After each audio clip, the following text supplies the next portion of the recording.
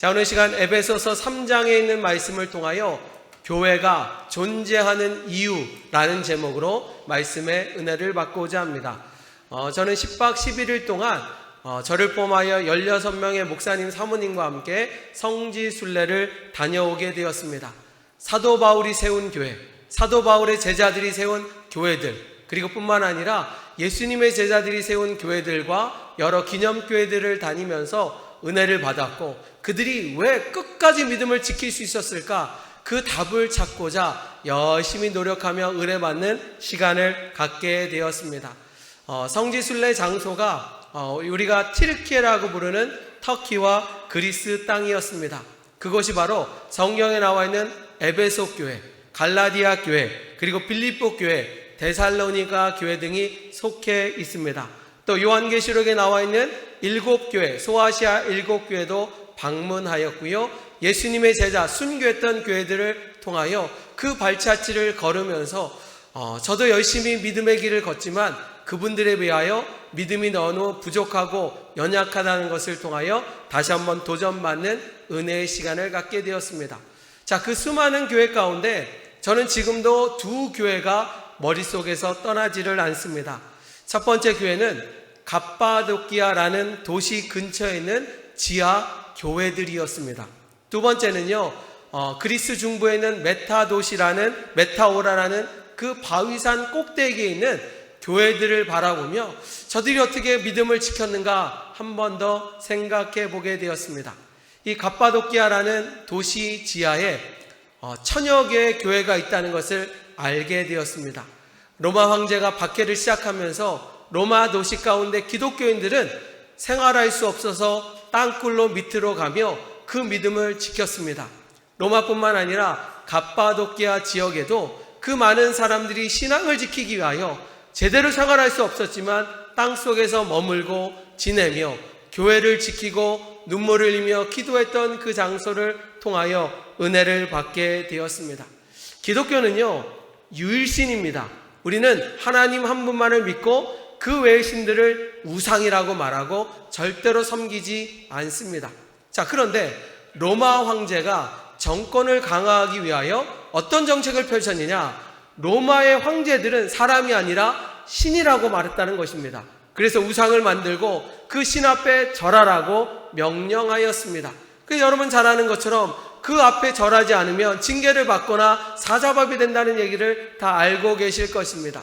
그리하였습니다. 하지만 믿음의 사람들은요, 우상 앞에 절대로 절할 수 없었습니다. 그들이요, 만약에 나는 로마 신을 믿습니다 한마디만 하면요, 정상적인 생활을 하였지만 하나님 앞에서 부끄럽지 않아 저들은 모든 삶을 포기하고 땅속으로 깊이 들어갔습니다. 그 갑바도키에 가보니까요, 교회가 지금 지하 10층 정도 되는 아주 깊은 곳에 교회가 위치했습니다. 처음에는 저는요, 소수의 사람들이 그냥 한 교회 가운데 예배를 드릴 줄 알았는데 그 갑바도키아 땅을 파보니까요, 1000여 개의 교회가 있었다라는 거예요. 다시 말하면 수만 명의 믿음의 사람들이요, 믿음을 포기하지 않고 그곳에서 핍박과 환난 가운데서도 오직 주님만을 바라보며 믿음의 길을 걸었다라는 것입니다. 여러분 생각해 보세요. 빛이 없는 깜깜한 곳에서 주님을 바라볼 때 한편으로는 내가 이렇게까지 믿어야 될까라는 생각이 들지 않겠습니까? 그런데 그들은요, 믿음을 포기하지 않았어요. 지금의 고통은 나중에 천국에서 하나님이 갚아주리라는 믿음을 갖고요, 그 구원의 길을 가게 되었다라는 것입니다. 자, 한번 제가 준비한 사진 한번 같이 보실까요? 우리 방송실에 사진을 준비했는데요, 저 지상 위에 사람들이 농사를 짓고 각자의 삶을 살고 있습니다. 그런데 기독교인은요, 그 로마 병정, 로마 병사들의 핍박을 통하여 믿음을 지킬 수가 없었습니다. 그래서 그들은 모든 것을 포기하고요, 밑으로 내려가기 시작합니다. 밑에서 생활을 합니다. 가정을 이룹니다. 그리고요, 그 밑에서 십자가를 세우고 생활을 하고 있습니다. 아마 저들은 내가 6개월만, 1년만 참으면 된다. 아닙니다. 저들은 죽는 날까지 그곳에 가보니까요, 해골들도 많이 발견되었고 평생 빛을 바라보지 못하며 오직 주님만을 바라보는 그들의 믿음을 통하여 한 번 더 도전을 받게 되었습니다. 다음 장면 볼까요? 제가 내려가면서 사진을 보니까요, 저렇게 굴을 팠습니다. 살기 위하여, 믿음을 지키기 위하여. 다음 장면 볼까요? 어느 곳은요, 고개를 숙일 수밖에 없습니다. 아니, 기어서 갈 수밖에 없는 그 자리지만 그들은 그 길을 만들고 믿음의 길을 걸었다라는 겁니다. 다음 장면 보면요, 정말로 세례받은 터가 있고요, 신학교가 있고요, 그리고 같이 공동생활하는 장면과 함께 마지막 장면은 우리 목회자들이 그곳에서 교회에서 예배를 드리고 기도를 드렸던 장소입니다. 여러분, 지금 현대교회에 비하면요, 2000년 전에 그 땅굴 속에 있는 게 너무나 초라합니다. 형편없습니다.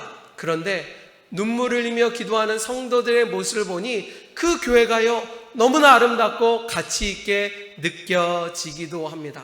저들은 믿음을 지키기 위하여 주님을 바라보며 오직 주님을 찬양하며 힘들지만 고난의 길을 걷게 되는 장면이 소개되고 있습니다. 두 번째로 제가 도전받았던 것은 무엇이냐?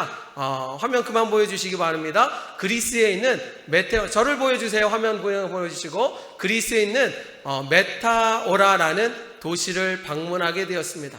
이곳은요, 그냥 평평한 곳에 갑자기 돌산이 우뚝 솟아 있었습니다. 참 멋있다라고 하는데요, 그 큰 바위 위쪽에 집들이 있습니다. 아니, 어떻게 저렇게 집들이 있을까라고 생각하니까요, 저들이요, 믿음을 지키기 위하여 높은 곳으로 올라가고 사람의 손길이 않는 그곳에 교회를 세우고 그것에서 내려오지 않고 믿음을 지켰다라는 이야기라는 것입니다. 지금은 길이 놓여져 있어서 차들로 올라가서 저희도 교회를 방문하고 그들의 모습을 보았지만 과거에는 그렇지 않습니다. 자, 그렇다면 그들이 세상을 등지고 높은 곳으로 바위산으로 올라갔던 이유가 뭘까요? 세상의 즐거움이 몰라서 그럴까요? 아니에요. 그들도 아마 우리처럼 세상에 살면서 먹고 즐기는 것을 다 좋아했을 것입니다. 그런데 그렇게 하면 죄를 짓게 되고, 그렇게 하면 하나님과 멀어진다는 깨달았던 저들은요, 저 위에 수도원을 지었고 산에서 생활합니다. 얼마나 불편하겠습니까? 얼마나 고립되겠습니까? 얼마나 힘들겠습니까? 특별히요, 15세기에 터키가 이슬람이라는 종교를 가지고 저들을 핍박할 때 두 손 들고 포기하는 것이 아니라 끝까지 그 자리를 지키며 숭고하였다는 그런 이야기를 듣게 되었습니다. 여러분, 도움되기 위하여 제가 한번 사진 준비했거든요. 한번 보실까요? 우리가 방송실에 보시면 잠깐 보셨던 것처럼 저런 그냥 평지 위에 바위가 우뚝 세워져 있습니다. 그런데 저 위에 교회가 있다라는 것입니다. 다음 장면 보실까요? 저길 보세요. 저길 어떻게 올라갑니까? 등산으로도 못 올라가는 저 고립된 저곳에 교회를 세웠습니다. 그리고 사람들이 그곳에 머물면서 기도하면서 신앙생활을 했다라는 겁니다. 다음 장면입니다.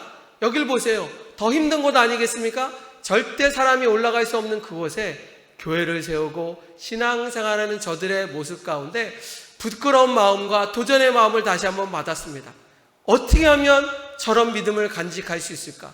세상의 즐거움을 포기하고 어떻게 주님만을 바라볼 수 있을까? 그런 생각을 보게 되었습니다. 다시 제 화면으로 돌아오시기 바랍니다. 그 교회 가운데 방문하면서 그 교회 안에 벽화들을 봤습니다. 그런데 그 벽화들을 보면서 또 한 번 놀라게 되었습니다.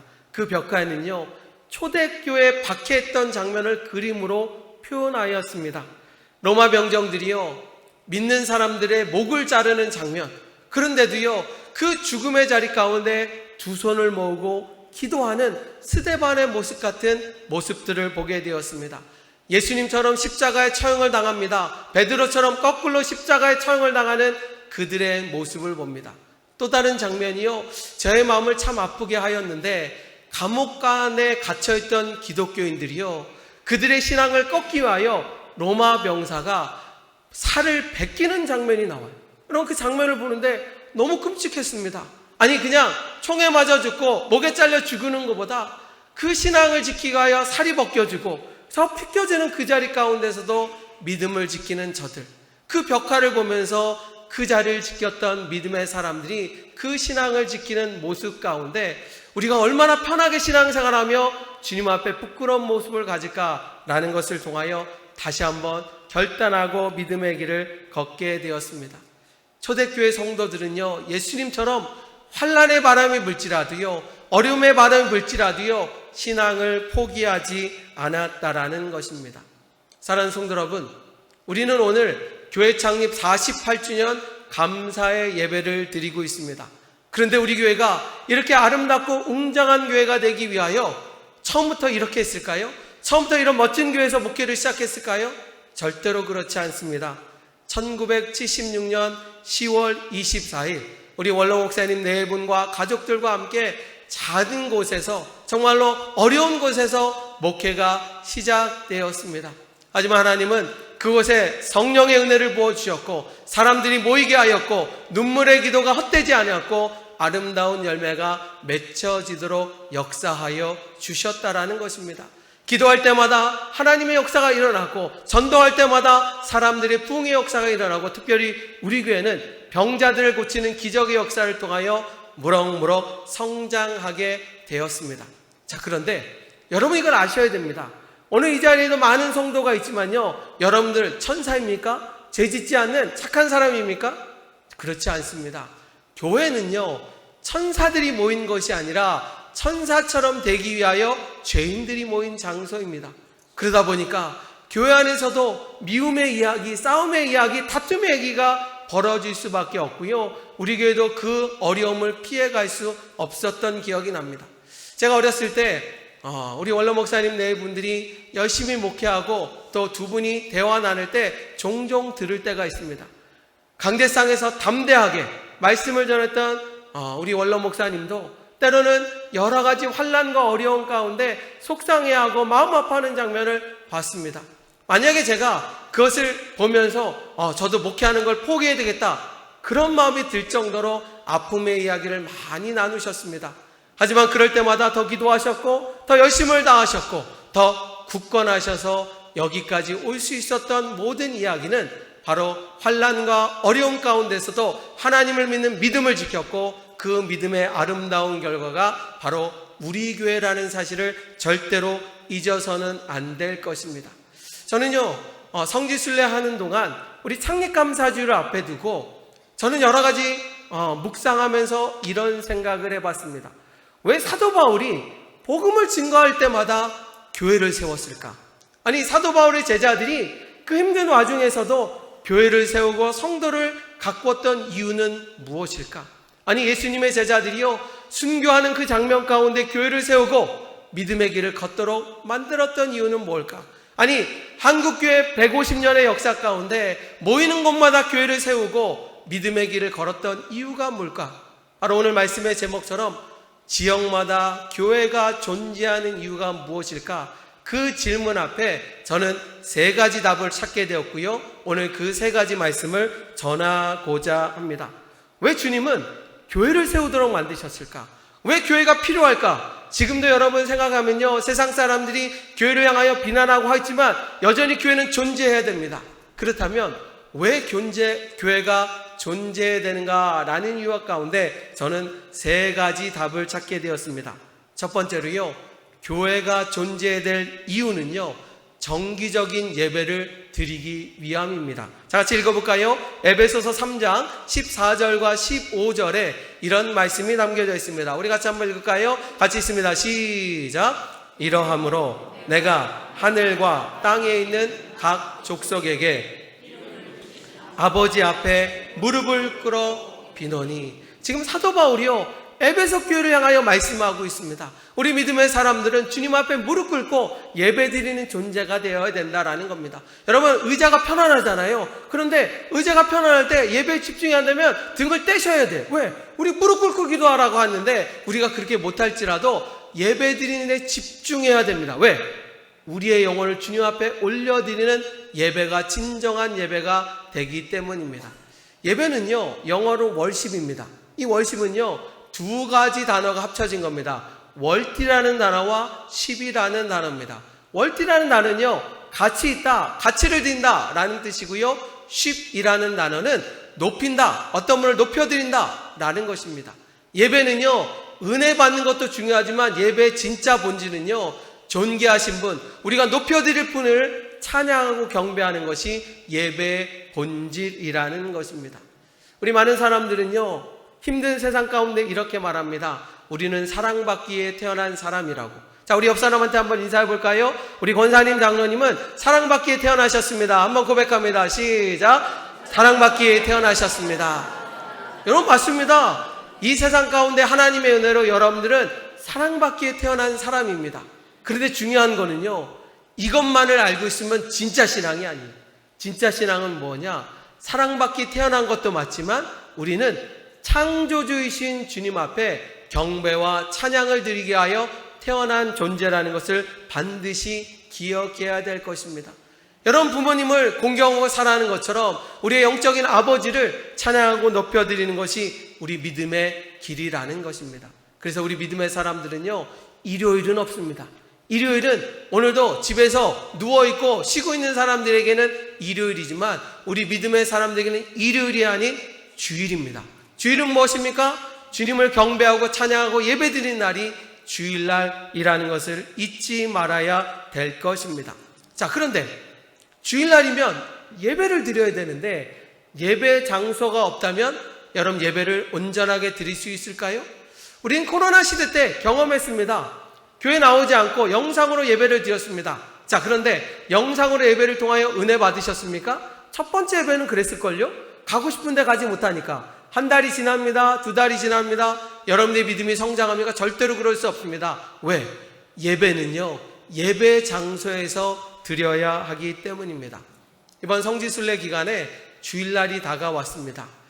사도 바울이 걸었던 그 길이 얼마나 험난하고 긴지요, 열 하루 동안 거의 3,000km를 달려가면서 버스로 이동하였습니다.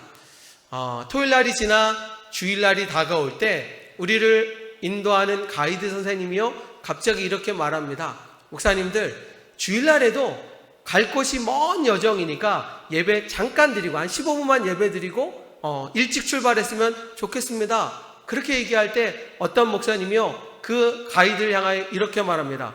지금 뭔 소리 하시냐고.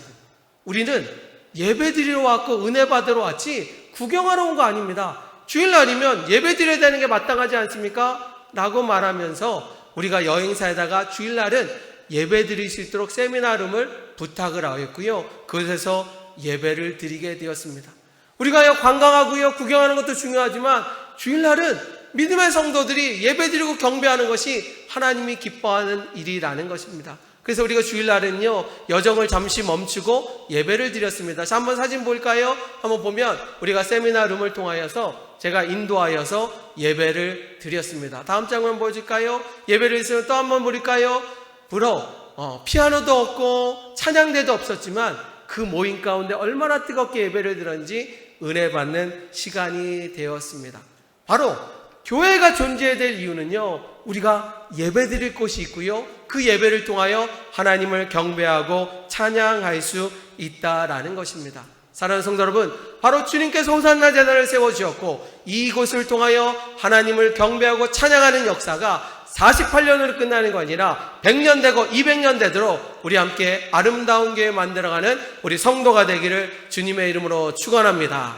첫 번째로요, 교회가 존재하는 이유는 우리가 예배드리기 위함이라는 것입니다. 자, 두 번째로 교회가 존재해야 될 이유는요, 우리의 신앙을 성장시키기 위함입니다. 아니, 어떤 분에게는요, 흔들리는 신앙을 바로잡아야 하기 위하여 교회가 필요하다라는 겁니다. 자, 읽어볼까요? 에베소서 3장 19절에는 이런 말씀이 있습니다. 같이 있습니다. 시작. 그 너비와 길이와 높이와 깊이가 어떤 걸 깨달아 하나님의 모든 충만하신 것으로 너희에게 충만하게 하시기를 구하노라. 아멘. 그 너비와 깊이가 더 깊어지고 높아지는 것처럼 우리의 믿음도 성장하기를 원한다라는 것입니다. 자, 여러분들의 자녀들, 여러분들의 손자들을 볼까요? 어렸을 때 얼마나 귀엽습니까? 얼마나 예쁩니까? 그런데 1년이 지나고 2년이 지나도 성장하지 않고 그대로 있다면 여러분 행복하십니까? 아닐 거예요. 속상할 거예요. 마음 아플 거예요. 왜? 아이들은 성장하는 게 맞거든요. 마찬가지입니다. 주님이 여러분들을 교회 직분자로 세워주었고요, 믿음의 길을 한다면 여러분들이 성장하기를 원하십니다. 5년이 지나도 10년이 지나도 20년이 지나도 늘 그 모양 그나라면 하나님도 마음 아파하실 것입니다. 다시 말하면 교회는 예배를 통하여 훈련을 통하여 믿음이 성장하고 자라나길 원하고 바로 그것이 바로 교회라는 사실을 절대로 잊어서는 안 될 것입니다. 저는 이번에 터키와 그리스를 가면서 한 가지 좀 연구를 해봤습니다. 교회가 존재해야 될 목적을 가지고요, 왜 터키 땅에는 그리스 땅에는 이럴까라는 질문 가운데 제가 책도 찾아보고 가이드한테 물어보고 얻은 정답이 있습니다. 자, 2000년 전 사도 바울이 복음을 전했던 그 땅 가운데 그 모든 땅이 기독교 나라가 됐다면 얼마나 행복할까요? 그런데 안타깝게도 터키라는 지역은 99% 기독교인이 아니라 이슬람을 묻는 무슬림들이 살고 있는 지역이기도 합니다. 자, 반대로 그리스 땅은요, 그 전 국민의 97%가 동방 정교회를 믿는 기독교인들입니다. 자, 그러면서 너무 극명하게 차이가 나면서 한번 비교를 해봤습니다. 저들이 진짜로 믿는지 가짜로 믿는지. 자, 그런데요, 터키의 이슬람을 믿는 사람들은 진짜로 믿는데 그리스의 97%는 다 가짜였습니다. 교회를 다닌다고 하고요, 예수님을 안다고 하지만 주일날 교회를 나가지 않아요. 가짜 기독교인이에요. 아니, 왜 그렇게 됐을까라고 제가 연구한 결과는 바로 이것입니다. 터키는요, 시골이든 어디든요, 사람들이 모이는 곳마다 무슬림이라는 저들의 예배당을 만들었습니다. 그런데요, 그리스에는요, 그 곳곳마다 교회가 있는데 너무나 아름답고 웅장해요. 그런데 그 교회는 그냥 형식적으로 있고요, 교인들이 갈 수 있는 곳이 아니었다라는 것입니다. 그러니까요, 주일날이면 예배처소에 가서 예배를 드릴 수 있는 장소가 있는 곳에는 복음이 전달되고 부흥의 역사가 일어나는데, 아니, 참 안타까운 것은 우리 기독교가 아니라 이슬람임에도 불구하고 저희들은 지역마다 곳곳마다 강제적으로 그들의 무슬림을 만들었고요, 그 예배당을 통하여 그 사람들이 믿을 수 있는 기회를 많이 만들었습니다. 뿐만이 아닙니다. 하루에요 5번씩 정말 고성 같은 소리가 들리는데 그 무슬림이라는 그 건물 가운데 스피커가 달려있고요, 거기에서 뭐라 하냐, 알라는 하나이며 그리고 선지자 무하메드를 믿어야 된다, 얼마나 외쳐야 되는지. 아마 어떤 사람이 손 들고요, 시끄럽습니다, 그렇게 말하는 사람이 없습니다. 그들은요, 자연스럽게 그 종교를 믿을 수밖에 없게 만들었다라는 것입니다. 실례로요, 이번에 우리 목사님들하고 함께 가면서 같이 식사 시간이 있었습니다. 그런데 어떤 사모님이요, 그런 얘기를 합니다. 자기 지인이요, 터키인과 결혼했다라는 겁니다. 정말로 언어 연수를 가서 만나게 되었고 사랑하게 되어서 결혼했다라는 겁니다. 그런데 그 지인은요, 할아버지 때부터 신실하게 믿었던 믿음의 가정이고 그 자매도 열심히 교회 다닌다는 거예요. 그래서 결혼하고 나서 한국에 정착하여 아들, 딸을 낳고 살고 있는데 지금도 아들, 딸과 함께 교회를 다닌다는 겁니다. 근데 터키인 남편한테 교회를 가자고 수백 번을 얘기해도 꼼짝도 안 한다는 겁니다. 그렇게 말합니다. 자신은 부인이었던 사람을 이슬람으로 만들지는 않겠지만 자신의 신앙을 건드리지는 말라. 이거는 우리 부부의 규칙이고 엄격한 기준이다. 그렇게 말했다라는 것입니다. 제가 그 얘기를 들었을 때요, 여러분 생각해 보세요. 여러분 주변 가운데 믿음의 사람이요, 믿지 않는 사람 만나갖고 교회 안 다니는 사람이 얼마나 수다합니까? 그런데 그 종교를 믿는 사람이 그렇게 열심을 다하는 이유를 알게 되었는데 그것은 무엇이냐? 종교는요, 자율적으로 믿는 게 아니라는 겁니다. 종교는요, 자율적으로 믿으면 아무도 믿지 않습니다. 하지만 정말로 강제적이라도요, 믿게 하고요, 그 규칙을 지킬 때마다 그 지키는 자에게 믿음이 들어간다는 사실을 알게 되었습니다. 왜 터키는 지금도 다 믿는가? 곳곳마다 무슬림이라는 그들의 성전이 있고요, 그런데 터키 땅에는 교회가 없기 때문에 사람들이 믿지를 않는다라는 것입니다. 두 번째, 교회가 존재해야 될 이유는 무엇이냐? 성도들을 가르치고 양육하여 성장하도록 하기 위하여 교회가 필수적이라는 것입니다. 그래서 사도 바울이요, 그 고난 가운데 가는 곳마다 교회를 세웠습니다. 그의 제자들이요, 가는 곳마다 교회를 세웠고 그것을 통하여 하나님의 사람들을 성장시켰다라는 것입니다. 우리 오산나교회도 이 지역에 아름다운 영향을 끼치는 그런 교회가 되기를 소망합니다. 여러분들이 이 교회를 그렇게 만들 때 이 교회를 통해서 하나님의 역사가 이루어지며 충만한 성도를 통하여 하나님의 교회를 이루어 나간다라는 것입니다. 자, 마지막으로 교회가 존재해야 될 이유는 세상에 소망을 주기 위함이라는 것입니다. 자, 한번 따라해 볼까요? 교회는 세상의 소망입니다. 여러분 믿어지지 않으셔서 그런지 목소리가 너무 작은 것 같아요. 아니에요. 여러분, 교회가 소망이 되는 게 맞고요. 그게 하나님의 뜻이라는 것입니다. 여러분, 벌써 10월 달이 다가오고요. 곧 12월 달 성탄절이 다가오고 있습니다. 자, 주님께서 우리에게 성탄절을 허락하신 이유가 뭔지 아십니까? 성경에 이렇게 나와 있습니다. 자, 읽어볼까요? 누가복음 2장 10절에 보면 성탄절의 의미가 나와 있습니다. 자, 천사가 시작. 천사가 이르되 무서워하지 말라. 보라, 내가 온 백성에게 미칠 큰 기쁨의 좋은 소식을 너희에게 전하노라. 아멘. 예수님께서 이 땅에 오신 이유는요, 우리에게 기쁨을 주시기 위함이랍니다. 우리가 교회에 나와야 될 이유는요, 이 예배를 통하여 위로받고요, 힘을 얻고 능력을 얻고 기쁨의 잔치가 될 때 진정한 교회의 목적이 될 수 있다라는 것입니다. 자, 그런데요, 예수님께서 이 땅에 내려오셨을 때 왕한테 찾아갔나요?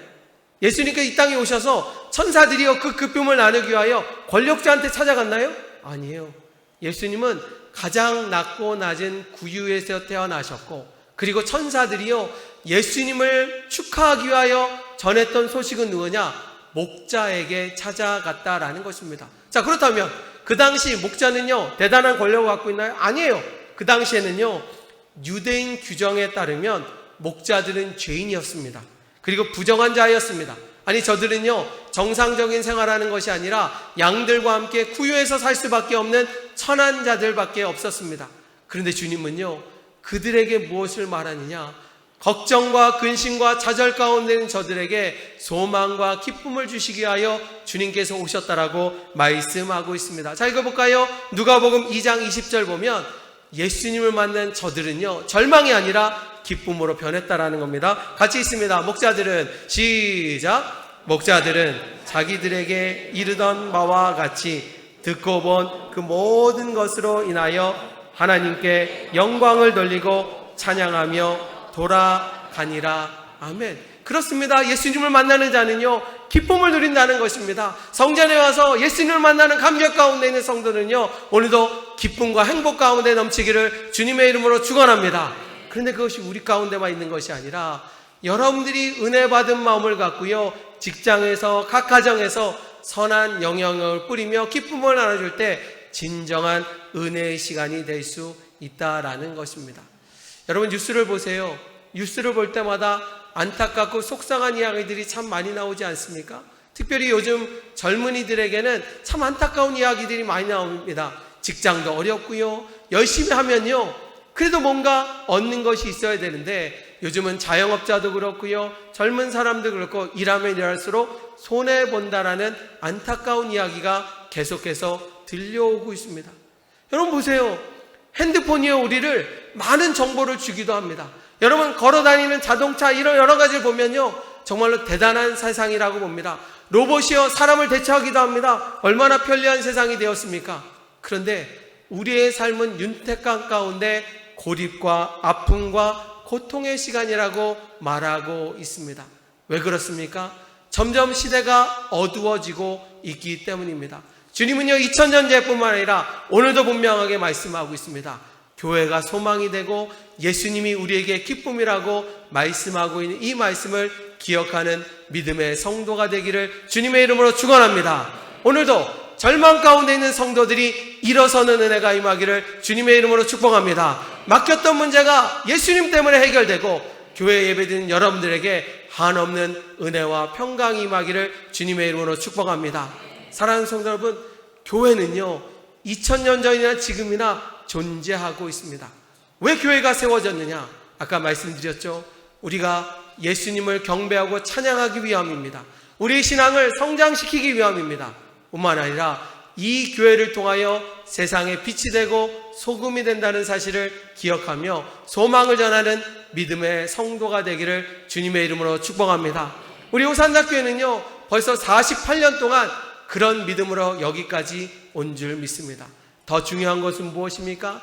지금까지 인도하신 하나님의 은혜 감사할 뿐만 아니라 앞으로 50년, 100년 이 교회를 통하여 하나님의 역사가 이루어지며 그리고 믿음의 역사가 더욱더 계속되며 그리고 세상 가운데 소망이 되도록 우리 함께 만들어갈 때 이 아름다운 역사가 이루어질 줄 믿습니다. 저는 이번 성지순을 통하여 그 해답을 얻었습니다. 왜 저들이 포기하지 않고 끝까지 믿음을 지켰을까? 왜 지하로 밑으로 들어가면서도 한마디만 하면 난 로마 황제를 믿습니다, 그 한마디면요 다 정상적인 생활을 해요. 그런데 왜 그 말을 하지 않았을까? 왜 저들은 산꼭대기로 올라가면서 즐거운 생활을 포기하고 저렇게 고난을 지켰을까? 다른 것이 아니라 예수님은 살아계시고 예수님 앞에서 부끄럽지 않은 믿음을 지키고자 하는 그들의 정말 몸부림이었다는 사실을 기억하시면서 앞으로 우리 호산나 재단이 더욱더 하나님이 기뻐하는 교회, 믿음의 교회가 될 수 있도록 우리 함께 만들어가는 우리 신앙의 모든 성도가 되기를 주님의 이름으로 축원합니다. 기도하시겠습니다.